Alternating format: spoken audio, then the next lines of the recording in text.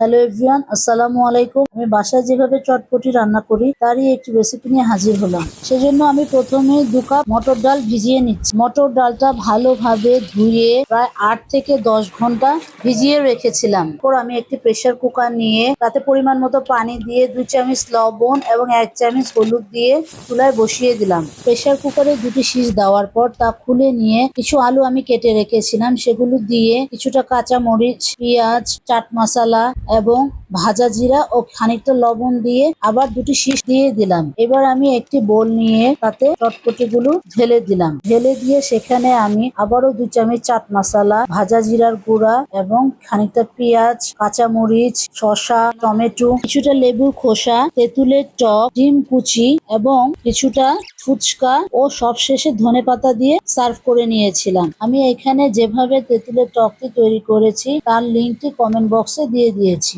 আপনাদের যদি আমার এই রেসিপিটি ভালো লেগে থাকে তাহলে লাইক, কমেন্ট ও ফলো দিয়ে রাখবেন। ধন্যবাদ।